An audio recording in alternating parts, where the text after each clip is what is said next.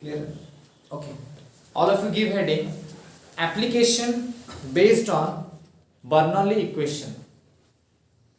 Application based on Bernoulli equation. Right. First, Venturi meter. Application based on Bernoulli equation. First one you write Venturi meter. Okay. Right. A Venturi meter is used to measure. A Venturi meter is used to measure flow speed. A Venturi meter is used to measure flow speed in a pipe. Flow speed in a pipe of non-uniform cross section. In a pipe of non-uniform cross section. Okay, full stop. See, this is a Venturi meter. Okay, so what I have done in an exact same level, there are two places I have taken. Okay, दो जगह पे pressure हमने consider किया है. One pressure is considered here, जहाँ पे पानी का हाइट थोड़ा ज्यादा है या कोई भी लिक्विड, और यहाँ पे P2 है. There is difference in pressure, clearly visible है. प्रेशर डिफरेंस है दोनों जगह में, इसलिए कुछ हाइट डिफरेंस है. Are you understanding? इसलिए कुछ हाइट डिफरेंस है. अभी यहाँ पे इस जगह पे जो फ्लो स्पीड है that is how much v1, और इस पतला सी जगह में फ्लो स्पीड कितना है v2. इस जगह पे area will be how much a1, और उस जगह में एरिया कितना हो जाएगा a2. But this is a confined liquid, तो हम लोग लॉ ऑफ कंटिन्यूटी यूज कर सकते हैं. Law of continuity was what a1 v1. Law of continuity a1 v1 is nothing but a2 v2 है कि नहीं. तो हम लोग v2 को क्या लिख सकते हैं a1 v1 by a2 ऐसे लिख सकते थे ना. तो this is my equation number 1. Okay, so now let me apply here Bernoulli's equation. क्या होता है देखते हैं. So after applying Bernoulli's equation,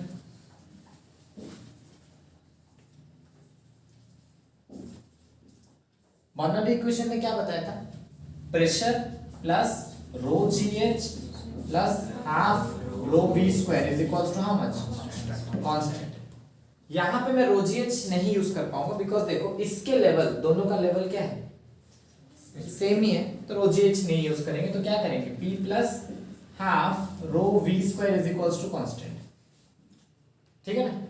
but यहाँ पे फ्लो बराबर था, बट वेंचुरी मीटर कब होता है जब हम लोग दो जगह का डिफरेंस पता करते हैं. ये वेंचुरी मीटर है.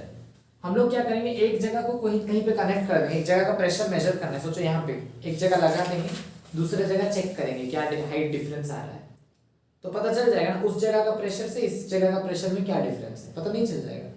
ये वेंचुरी मीटर, ये जगह खुला हुआ, ये जगह खुला रहेगा. सोचो कोई एक जगह का मुझे प्रेशर पता करना है या कुछ फ्लो स्पीड पता करना है, तो उसको देखे उस ट्यूब को वहां लगा देंगे, और दूसरी जगह देखेंगे कितना उठ रहा है या नीचे रह रहा है या क्या डिफरेंस आ रहा है, उससे हमें सब कुछ पता चल जाएगा. ठीक है. तो P plus half rho V square is constant हम लोग लिए, तो हम लोग यहाँ क्या लिख सकते हैं P1 plus half rho V1 square is equals to P2 plus half rho V2 square. दोनों जगह का, इस जगह का P1 plus half rho V1 square, उस जगह का P2 plus half rho V2 square. So what I can write here P1 minus P2 is equals to half rho V2 square minus V1 square. ठीक है ना. तो P1 minus P2 जो है ये तो रहने दो, ऐसे ही रहेगा. प्रेशर डिफरेंस है दोनों जगह का, इस जगह का और इस जगह का प्रेशर डिफरेंस है. तो P1 माइनस P2 ऑब्वियस बात हम सबको पता है क्या होगा H रो G, क्योंकि डिफरेंस इन प्रेशर का फॉर्मूला डायरेक्टली हमें हाइट डिफरेंस कितने का दिख रहा है, H का दिख रहा है कि नहीं. I can see the difference in height how much H, इसका लेवल और उसका लेवल में. तो P1 minus P2 is H rho G. डालते हैं यहाँ पे is half rho V2 square की जगह क्या डाल दूंगा मैं A1 V1 बाई A2 का स्क्वायर माइनस V1 स्क्वायर लिख सकता हूँ. So now this can be written as H rho G is equals to half rho V1 square common निकल सकता है, इधर भी आएगा उधर भी आएगा, और अंदर क्या बचेगा A1 by A2 whole square minus 1. तो रो गॉट कैंसल्ड आउट. ठीक है ना, rho got cancelled out, and then what I can write here, simple अगर v निकालना था मुझे तो क्या लिख सकता हूँ 2gh by a1 by a2 का होल स्क्वायर माइनस 1 है ना का root is how much v1। ये था, ये 2 को मल्टीप्लाई किया, इस वाले पार्ट को लाके डिवाइड किया और v1 स्क्वायर का जो था इधर ले आया रूट। तो this is my velocity at this position. उस पोजीशन में निकालना होगा तो मल्टीप्लाई कर दूंगा बस, ठीक है ना। अगर कोई पूछेगा वॉल्यूम फ्लो रेट क्या है, volume flow rate, all of you know volume flow rate is d capital V by dt and that is nothing but a1 v1 या तो a2 v2, कुछ भी लिख सकते हैं। वही तो होता है ना volume flow rate, law of continuity में वही तो था ना। तो a1 into v1, तो a1 रखो into v1 लिख दो, कितना है 2gh बाई, इसको सिंप्लीफाई कर दो a1 square minus a2 square. अगर एलसीएम ले लेते a2 स्क्वायर उधर मल्टीप्लाई होता है कि नहीं, तो a1 square minus a2 square और ऊपर में कौन आ जाता है a2 स्क्वायर। डिनोमिनेटर में जो a2 स्क्वायर होता है वो कहाँ चला जाता है ऊपर, तो a2 का स्क्वायर भी है रूट भी है, तो a2 क्या हो जाएगा बाहर आ जाएगा। तो a1 into a2 root over of 2gh by a1 square minus a2 square. This is the volume flow rate. क्या है वॉल्यूम फ्लो रेट। तो वॉल्यूम में ये फॉर्मूला को रट दोगे तो काम हो जाएगा, a1 into a2 root over of 2gh जो डिफरेंस इन प्रेशर है, height difference, by a1 square minus a2 square. Clear.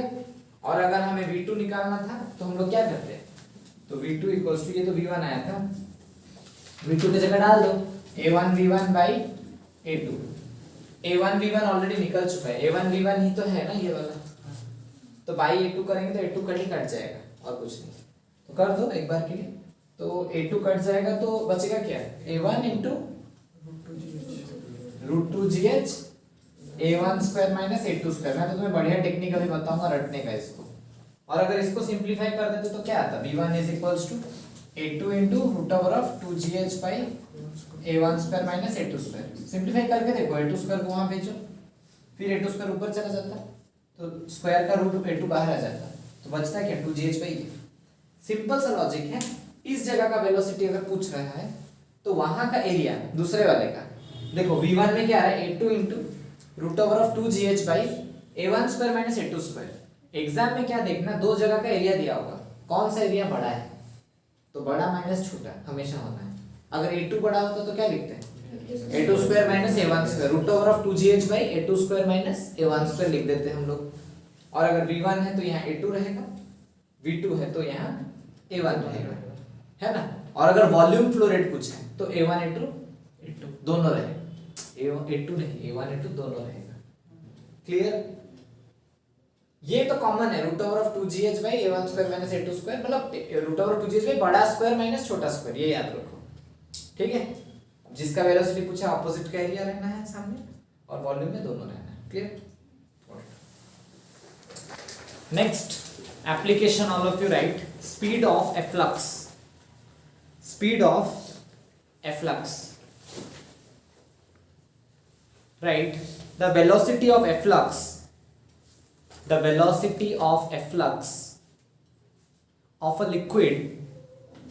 liquid issuing out of an orifice is the same as it would attain if allowed to fall freely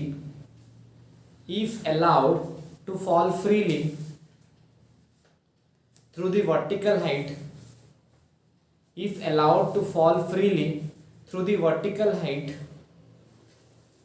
between the liquid surface and the orifice, okay. So what is actually velocity of efflux? We need to understand that. So suppose you think there is a container, it is containing liquid up to मान लो height h तक liquid contained है, capital H.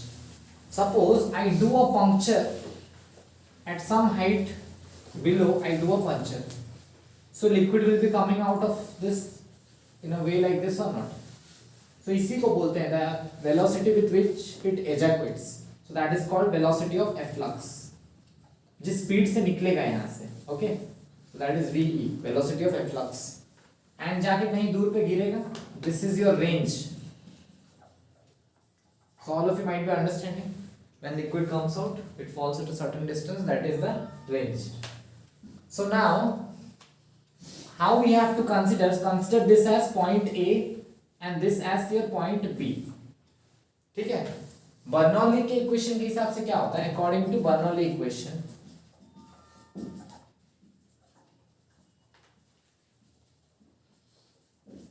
ठीक है, दो अलग अलग जगह में, सपोज देखो क्या होता है ना, यहाँ पंचर कोई एक्सटर्नल फोर्स हम लोग दिए क्या? यही पानी यहीं से निकल रहा है, द लिक्विड ओवर हियर, नीचे का तो नहीं निकल रहा ना यहाँ से, ऑब्वियसली जो सरफेस पे है वो ही आके निकल रहा है कि नहीं? तो उस जगह में जो नेट होगा एट पोजीशन है, एट पोजीशन में क्या क्या होगा बताओ? प्रेशर होगा, हाँ होगा, एटमॉस्फेरिक प्रेशर P नॉट, क्या था? P not plus rho GH plus half rho V square, वही होता था ना. बर्नौली का इक्वेशन क्या था? P plus rho GH plus half rho V square. तो P not at position A क्या होगा? P नॉट होगा प्लस रो GH, हाँ जरूर है, क्योंकि इसका हाइट कितना है? A का हाइट क्या है? H. और मेरे लिए रेफरेंस कौन है? मैं लिखता हूँ, reference point I am considering as B. Reference point is equals to B, ठीक है ना?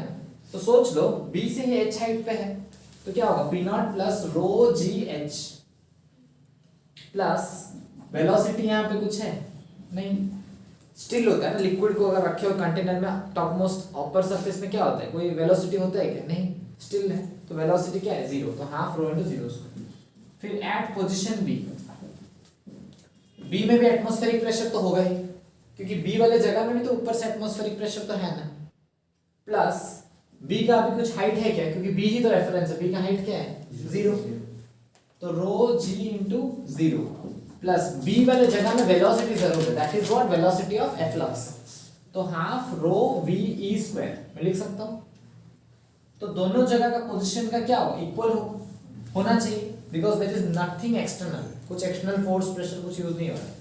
तो P not plus rho GH plus half rho into 0 square is equals to P not plus rho G into 0 plus half rho VE square.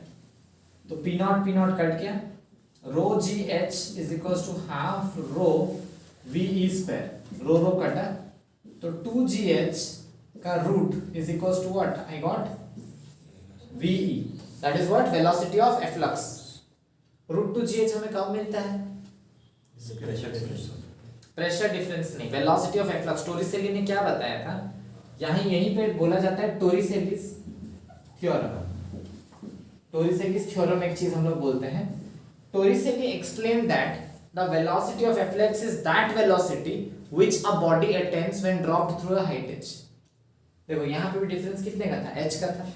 मैं तुम्हें simple language में समझाता हूँ. Suppose a body of mass है, a body of mass m falls through a height h,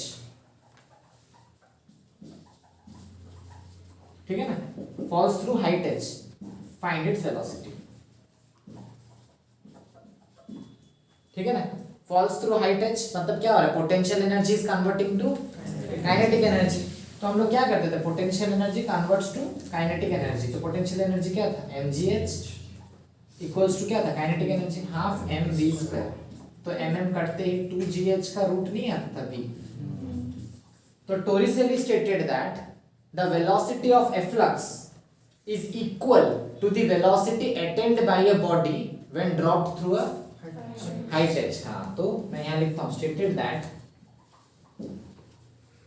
velocity of efflux is equal to the velocity attained by a body, by a freely falling body. नहीं तो कुछ acceleration भी हो सकता है.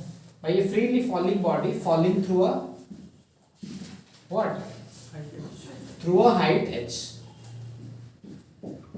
समझ पाए? क्योंकि सेम आ रहा है ना दोनों ही केस में. So this is my velocity of efflux.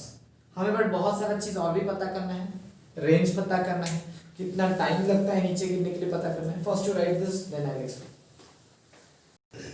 So we had got velocity of efflux as root over of 2gh. ये मिला था. अभी हमें क्या पता करना है, रेंज कितना होगा. कुछ याद करते हैं laws of motion. s equals to ut plus half at square. ठीक है. बट सबसे इंपॉर्टेंट बात हमें ये समझना पड़ेगा, यहां से जब तक यहां पहुंचते हैं y में भी चेंजेस है और x में भी है. दिख रहा है.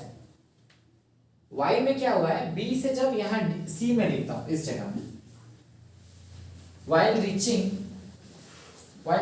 from b to c, while reaching from b to c जब पहुंचते हैं वर्टिकल चेंज भी हुआ है, हाइट डिफरेंस b से c पहुंचे मतलब हाइट में भी घटा है, y एक्सिस में भी चेंजेस आए और x में भी चेंजेस आए. x में यहां से वहां पहुंच गया जो कि रेंज कहा जाता है. तो मैं इक्वेशन को भी दो तरीके से लिखना पड़ेगा. sy is equals to uy into t plus half ay into t square.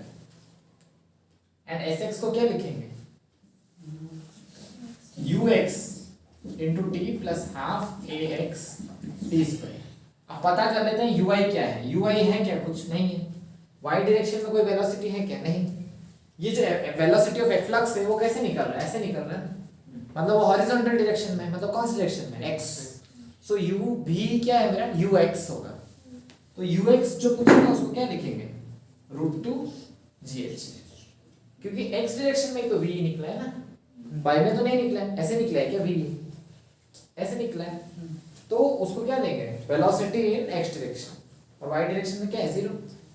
अभी एक्सीलरेशन इन y डायरेक्शन पता करते हैं.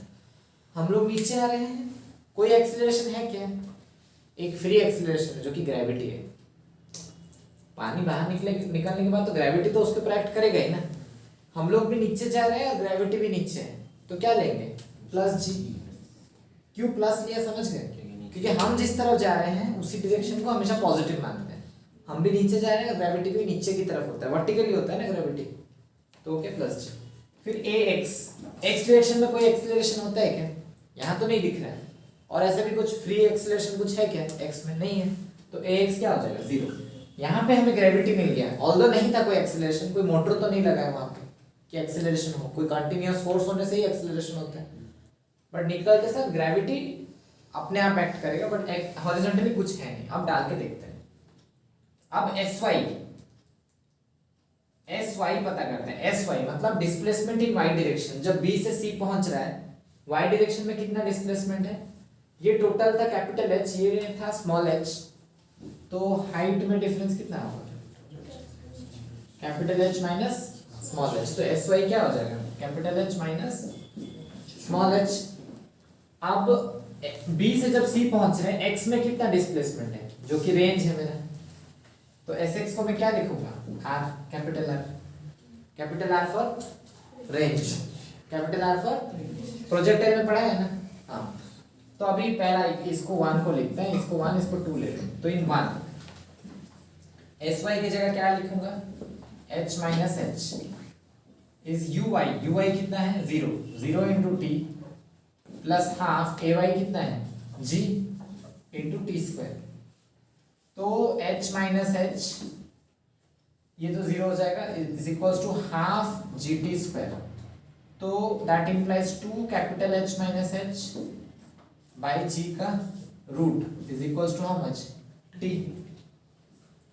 तो हमें क्या मिल गया, टाइम पीरियड, कितना टाइम में b c तक पहुंचेगा. तो बहुत बार होता है ना, अगर पंचर किया, how much time does it take to fall on the ground. तो ये मेरे को क्या मिला, टाइम. अभी हमें क्या पता करना था, रेंज भी पता करना था. तो रेंज के लिए क्या लिखेंगे, इन इक्वेशन 2 sx की जगह क्या लिखूंगा, r is equals to ux कितना है, root over of 2gh into t तो पता चल चुका है, root over of 2h minus h by g plus half ax t square. ax कितना है, 0, हाफ इंटू 0 इंटू t का स्क्वायर. तो ये तो 0 हो जाएगा. तो रेंज पता चल जाएगा, √2 इंटू √2 कितना होता है, 2. जी क्या होगा, कट जाएगा क्योंकि √g और नीचे में भी √g. तो अंदर में क्या बचेगा, small h into capital H minus small h. This is the formula of range. Everyone understood? तो रेंज का फॉर्मूला बहुत आसान है, 2 इंटू, सोचिए ये टोटल 5 मीटर का है और ये 2 मीटर में हम लोग होल किए, तो क्या होगा, ये 2 है तो ये 3 है, तो 2 into root over of 2 into 3, खत्म। क्योंकि देखो स्मॉल एच है ये वाला और कैपिटल एच माइनस एच क्या है ये वाला, तो टोटल अगर 5 मीटर पानी भरा हुआ है एक कंटेनर में, 2 मीटर में होल करेंगे तो ये 2 है, नीचे का कितना है 3, तो 2 into root over of 2 into 3, खत्म, 6, 2 रूट 6 आंसर। अगर 10 मीटर का डब्बा है पानी भरा हुआ है 3 मीटर में होल किए तो 3 और नीचे वाला कितना है 7, तो 2 into root over of 3 to 7 मतलब 2 रूट 21। एंट्रेंस में डायरेक्ट लिख सकते हो, कुछ डिराइव करने का जरूरत नहीं, याद रखना है इसको। So you got the range, कितना टाइम में नीचे गिरेगा वो भी पता चल गया तुम्हें। अब यहाँ पे सबको ही देखना है, एक और फायदा है मैं तुम्हें बताता हूँ, यहीं पे मैं तुम्हें एक सिंपल सा एग्जांपल लेके दिखाता हूँ। पानी था सोचो 10 मीटर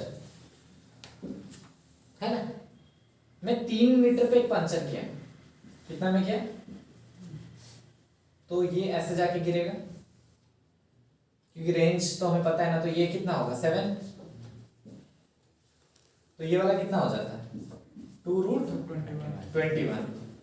अभी मैं क्या करूंगा, सेम कंटेनर बट मैं ऊपर से 7 मीटर में पंचर करूंगा, ये 10 का है तो यहां से पंचर करूंगा तो तब भी वो उतना ही दूर जाके गिरेगा, देखो ऑटोमेटिकली, क्योंकि अभी भी आंसर कितना है, रेंज कितना है 2 रूट 21।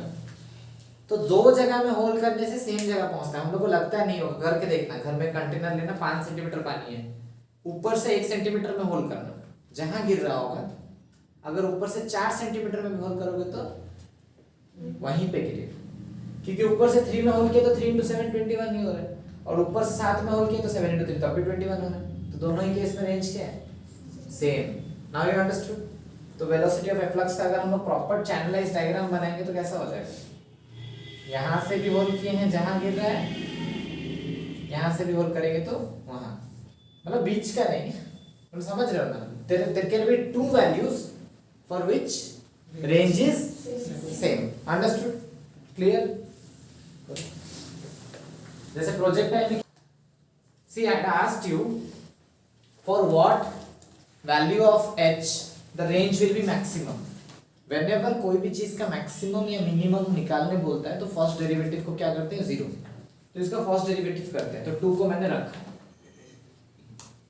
तो डेरिवेटिव रूट का डेरिवेटिव क्या होता है 1/2 रूट x, जैसे रूट x का डेरिवेटिव क्या होता है 1/2 रूट x, तो 1/2 रूट वही चीज इनटू चेन रूट, अंदर का डेरिवेटिव u इनटू v है, तो u को रखा v dash, h minus h dash का डेरिवेटिव क्या होगा, h का डेरिवेटिव 0 माइनस h डैश 1, क्योंकि कैपिटल H तो कांस्टेंट था ना, हाइट ऑफ द जो लिक्विड कांस्टेंट है, तो 0 minus 1 plus v into you, मतलब कैपिटल H माइनस h को रखो इंटू ये h का डेरिवेटिव कितना होगा 1।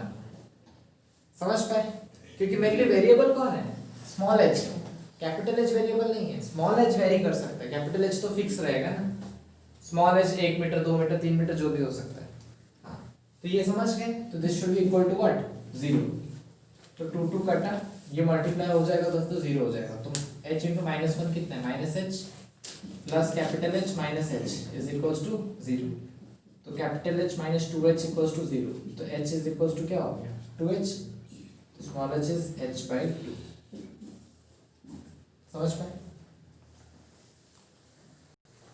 So what I have to actually do, I have to actually empty the tank, पूरा टैंक को हमें क्या करना है खाली करना है, ऊपर से निकलते निकलते जाएगा पानी, तो टैंक जब खाली हो रहा है ऊपर से जिस हिसाब से पानी घट रहा है उसी स्पीड से यहाँ निकल रहा है, तो what I can right, rate at which volume of liquid is decreasing is equals to rate at which volume of liquid is evaporating।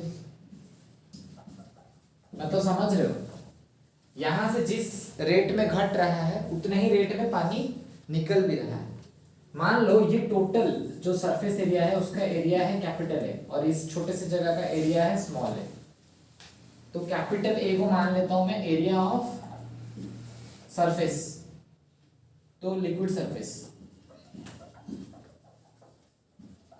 And small A area of what, area of the punctured surface, punctured surface या तो whole of efflux जहां से निकल रहा है।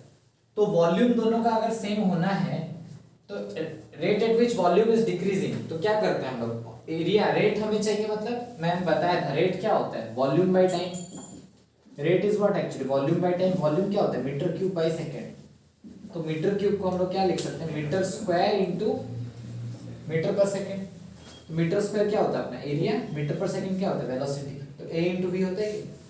तो यहाँ पे क्या लिखेंगे कैपिटल ए, क्योंकि सरफेस कैसे घट रहा है, ऊपर से जो चीज घट रहा है ऊपर, ये लेंथ को हम लोग क्या किससे रिप्रेजेंट करते हैं y से, तो मैं नहीं लिख सकता a into minus dy by dt,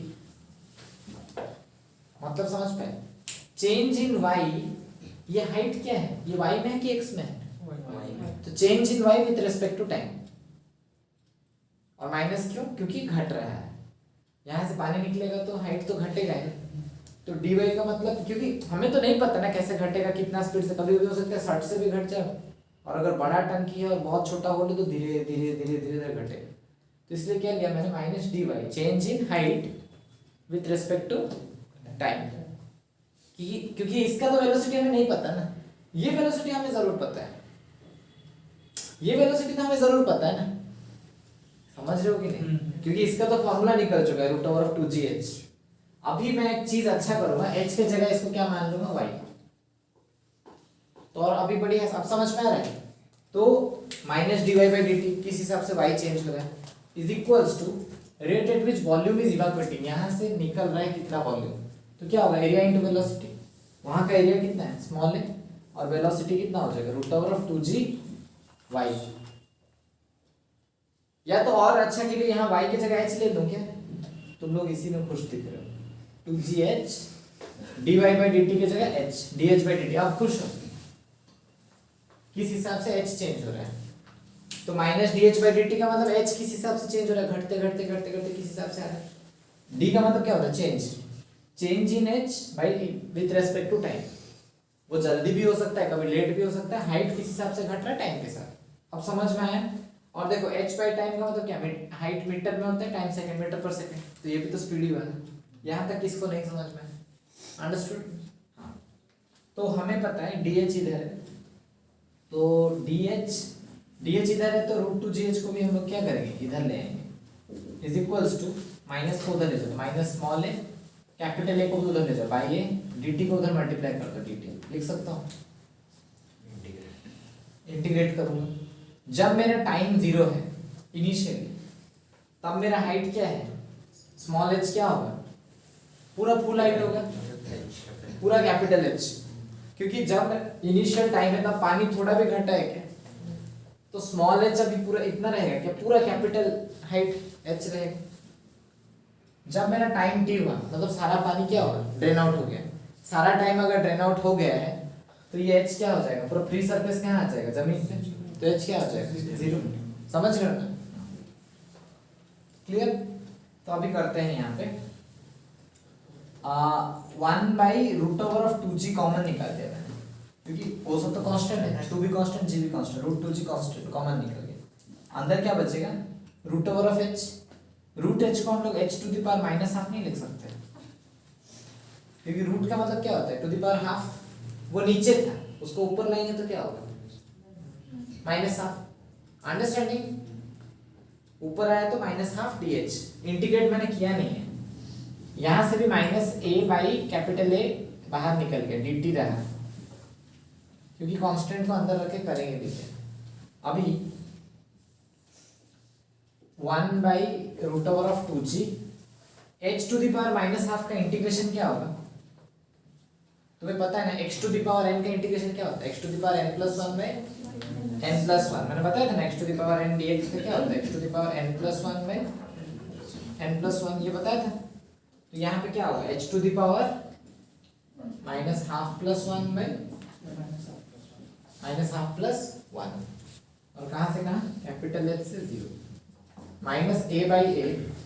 dt का इंटीग्रेशन क्या होता है, जैसे कि dx का इंटीग्रेशन खाली हम लोग क्या लिखते थे, x, तो वैसे dt का क्या होगा, t, तो t 0 t, तो यहाँ पे 1 by root over of 2g, h to the power क्या हो रहा है, माइनस हाफ प्लस 1 क्या होता है, h to the power half by नीचे में भी half is equal to minus a by A.